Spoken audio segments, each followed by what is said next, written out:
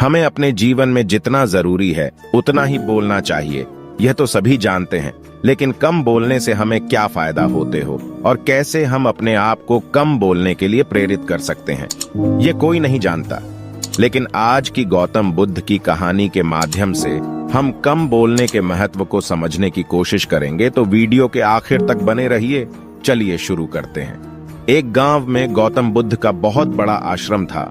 वहां पर एक प्रसिद्ध बौद्ध गुरु रहते थे। वहां पर उनका एक शिष्य बहुत बोलता था। वो हर समय इधर उधर की बातें करता था। जब वह दान लेने के लिए जाता तो हर घर से एक नई कहानी लेकर आता और आश्रम के दूसरे शिष्यों को सुनाता था। एक शिष्य की दूसरे से बुराई करता, चुगली करता और दूसरों के सामने अच्छा बनने का प्रयास करता। खुद के मुंह से ही खुद की तारीफ करता रहता और हमेशा ही खुद को गुरु के सामने सबसे बुद्धिमान और उत्तम साबित करने का प्रयास करता।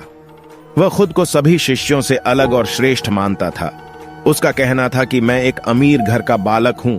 अगर मैं चाहता तो एक आरामदायक और सुविधाओं से भरा जीवन जी सकता था, लेकिन मैं वह सब छोड़कर यहां आ गया क्योंकि मुझे सत्य की खोज करनी है, खुद को जानना है, जीवन को जानना है। इसीलिए मेरा त्याग तुम सबसे बड़ा है।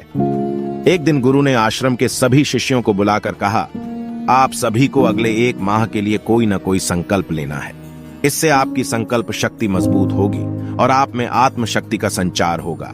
आप सभी अपने सामर्थ्य के अनुसार कोई सभी संकल्प ले सकते हैं और यदि 1 माह से पूर्व आप में से जिसका भी संकल्प टूट जाएगा तो वो अपनी पुरानी दिनचर्या में वापस आ जाएंगे।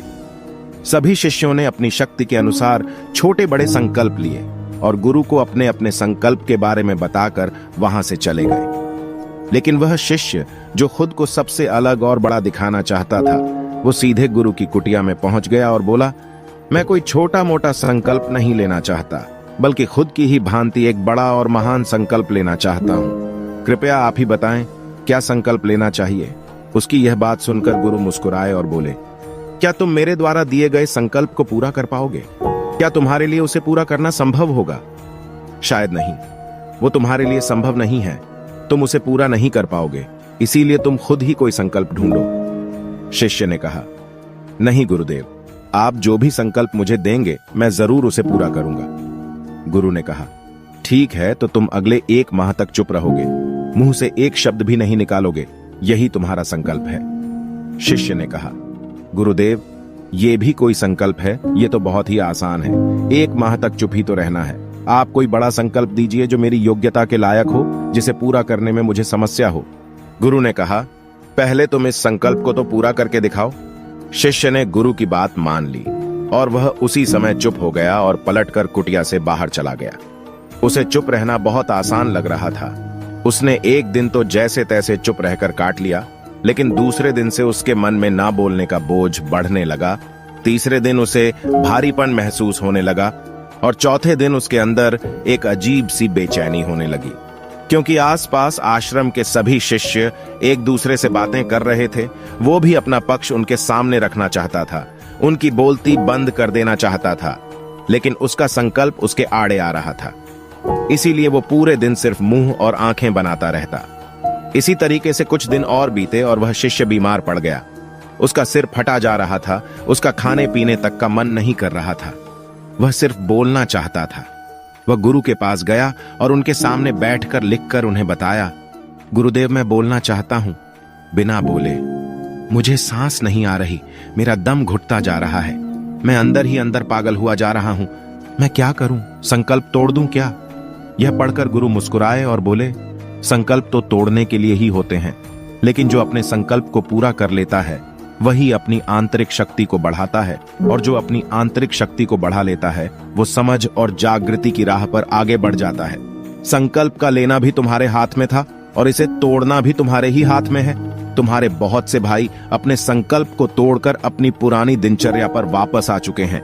अगर तुमसे नहीं हो पा रहा तो तुम भी संकल्प तोड़ कर अपनी पुरानी दिनचर्या पर वापस जा सकते हो। लेकिन याद रहे, अगर आज तुम इस छोटे से संकल्प को नहीं संभाल पा रहे तो तुम अपनी बाकी की पूरी जिंदगी को कैसे संभाल सकोगे? बाकी फैसला पूरी तरह से तुम्हारे हाथों में है। गुरु की यह बात उस शिष्य के दिल में चोट कर गई। वह बिना कुछ बोले वहां से वापस चला गया और खुद को अपनी कुटिया में बंद कर लिया। वह केवल अपने जरूरी कामों के लिए ही कुटिया से बाहर निकलता, बाकी सारे समय कुटिया के अंदर ही बैठा रहता।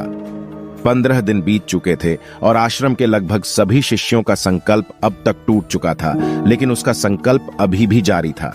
संकल्प लेने के बाद से अब तक उसने एक शब्द भी ना बोला था। सारा आश्रम हैरान था कि इतना बोलने वाला इंसान चुप कैसे हो गया। 15 दिन बीतने के बाद वह दोबारा अपने गुरु के पास गया और लिखकर बताया है, गुरुदेव, मैं बाहर से तो चुप हूं, लेकिन मेरे भीतर बहुत सी आवाजें हैं, बहुत सी चीख पुकार और शिकायतें हैं। मैं अंदर ही अंदर बात करता रहता हूं। मेरा मन तरह तरह के प्रश्न पूछता रहता है। मैं बाहर से जितना मौन हूं, भीतर से उतने ही शोर शराबे से भरा हुआ हूं। क्या इस तरह से मेरा संकल्प अभी भी जारी है? गुरु ने कहा, हाँ, तुम्हारा संकल्प अभी भी जारी है, लेकिन जब तक लोगों की ये आवाजें तुम्हारे कानों में पड़ती रहेंगी, तुम्हारा मन बोलता रहेगा, क्योंकि इसे तो आदत है बोलने की। तुम भले ही बाहर से चुप रहो, लेकिन तुम अंदर ही अंदर बोलते रहोगे। तुम्हें इन बातों से, इन आवाजों से दूर जाना पड़ेगा। शिष्य गुरु को प्रणाम कर वहां से चला जाता है और सुबह होते ही अपनी कुटिया छोड़कर जंगल की तरफ चला जाता है। कई दिन बीत जाते हैं, संकल्प का समय भी पूरा हो जाता है, लेकिन शिष्य लौटकर नहीं आया। आश्रम में सभी को डर था कि कहीं जंगली जानवरों ने उसे खाना लिया हो। इस बीच उसे ढूंढने की बहुत कोशिश की गई, लेकिन वह कहीं नहीं मिला। सभी गुरु भाइयों ने मान लिया था कि जंगली जानवरों ने उसे अपना शिकार बना लिया है, लेकिन गुरु को ऐसा नहीं लगता था। एक दिन आश्रम का एक अन्य शिष्य गुरु के पास आया और बोला, गुरुदेव, हमारे उस अधिक बोलने वाले भाई के साथ क्या हुआ होगा? क्या जानवरों ने उसे मार दिया होगा? गुरु ने कहा, हो सकता है कि जानवरों ने उसे अपना शिकार बना लिया हो, लेकिन उसके न लौटने की एक दूसरी वजह भी हो सकती है। शायद उसे वो मिल गया है जिसके लिए वह गया था। फिर शिष्य ने पूछा, गुरुदेव, क्या ज्यादा बोलना इतना हानिकारक होता है? गुरु ने कहा, इंसान के जीवन के बहुत सारे दुखों में से एक दुख ये भी है कि वो कभी चुप नहीं रह सकता, हमेशा कुछ ना कुछ बोलता ही रहता है। सिर्फ हमारे बोलने के कारण हमारे आधे से ज्यादा दुख पैदा होते हैं। परिवार के अधिकतर झगड़ों की वजह हमारा बेमतलब बोलना ही होता है। हम में से कोई भी चुप नहीं रहना चाहता, हम बस सामने वाले को सुना देना चाहते हैं। जो भी हमारे मन में है, सब निकालकर उसके मन में बैठा देना चाहते हैं। उसे समझा देना चाहते हैं कि देख, तू गलत है और मैं सही, और इस तरीके से सब एक दूसरे की सड़ी गली बातों को ग्रहण कर रहे हैं। इस तरीके से सुनने और सुनाने का यह काम जिंदगी भर चलता रहता है, लेकिन इस नासमझी में हम अपना समय, अपना जीवन, अपनी समझ और सबसे महत्वपूर्ण वो कीमती पल जो जिए जा सकते हैं, जिनको अनुभव किया जा सकता है, जिनमें आनंद को प्राप्त किया जा सकता है, ये सब खो देते हैं। लेकिन इसके बदले हमें मिलता क्या है? कुछ नहीं, सब व्यर्थ और बर्बाद हो जाता है। इस पागलपन में हमने क्या खो दिया, इसका एहसास केवल कुछ ही लोगों को हो पाता है। बाकी लोग जैसे उन्हें अपने आने का पता नहीं, वैसे ही उन्हें अपने जाने का भी पता नहीं चल पाता। शिष्य ने कहा, तो फिर इसका समाधान क्या है? गुरु ने कहा, पूरी जागरूकता के साथ अपने विचारों को देखना यही एकमात्र तरीका है। सारी मानसिक समस्याओं का वर्तमान में रहकर चिंतन करना, पूरी जागरूकता के साथ अपना काम करना जिंदगी में चमत्कारिक बदलाव ला देता है। उसके बाद वह शिष्य गुरु से अपने प्रश्नों का उत्तर पाकर उनको प्रणाम करके वहां से चला गया। उस शिष्य को आश्रम छोड़कर गए हुए 3 महीने का समय बीत चुका था, लेकिन उसकी कोई खबर ना थी। अब तक तो सभी गुरु भाइयों ने भी उसके वापस लौटने की उम्मीद छोड़ दी थी, लेकिन एक दिन वो आश्रम लौट आता है।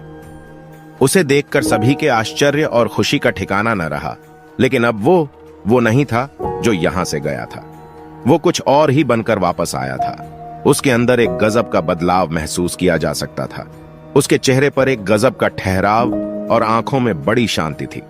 आश्रम में आते ही सभी गुरु भाइयों ने उसे चारों तरफ से घेर लिया और बातें करने लग गए। वह भी अपने गुरु भाइयों से बातें करने लगा। उससे बात करने वाले सभी ने यह अनुभव किया कि अब वे पहले जैसा उतावला और बातूनी नहीं रह गया था।